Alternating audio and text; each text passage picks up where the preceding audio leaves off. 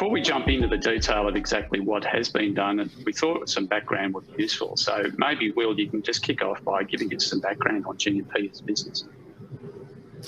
Yeah, sure. And thanks, Adam, for the introduction. So we're a lamb processing business in Gundagai, New South Wales, pretty small town, about 2,000 population, and we supply major Australian supermarkets with retail ready and other sort of cuts for their supermarkets, as well as obviously a global lamb supply sort of chain that trades out commodities and other different products. We've always been a fairly big part of the local community, but about sort of 3 or 4 years ago, we embarked on a really significant expansion project here, which has increased the scale of our business quite significantly. And now we're one of the biggest employers in the region with about 250 employees. So has your family always been involved in the business, Will? Yeah, look, we have. We've been here for a long time. My uncle Tony and my father Bill started the business in 1974, but their father Fred, my grandfather, actually started his butcher's apprenticeship in Gundagai in 1919. So we've been sort of in the meat industry for a bit over 100 years. I started my career, I worked in Melbourne and Sydney for the better part of 10 or 12 years in corporate agribusiness. I didn't really have a lot of intent to come back to this business, but I came back about 7 years ago as the CEO, and I found that having worked in that corporate agribusiness space, I was valuing post-farm gate processing assets, so things like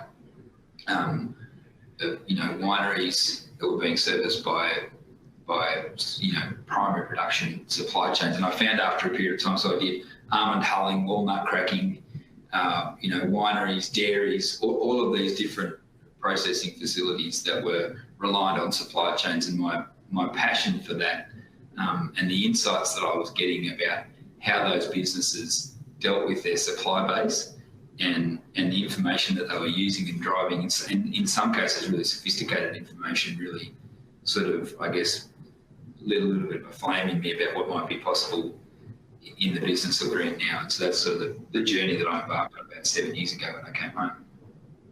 Fascinating. Yeah. Well, I guess then clearly from your heritage, from your family background in your business and your experience outside in the broader agribusiness industry, I mean, what are some of the background in the industry more generally in terms of some of the challenges it faces and opportunities?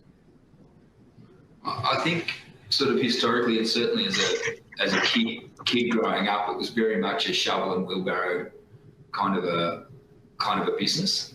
And I think, I suppose, common with a lot of parts of agriculture, it's had a sort of foundation in, I guess, hard work, physical labour, and I guess the grit and determination that was required to be successful in business. I think the focus of industry has been around the spread that you can create between buy and sell. So the difference plainly between what you can buy livestock for and what you can sell meat for.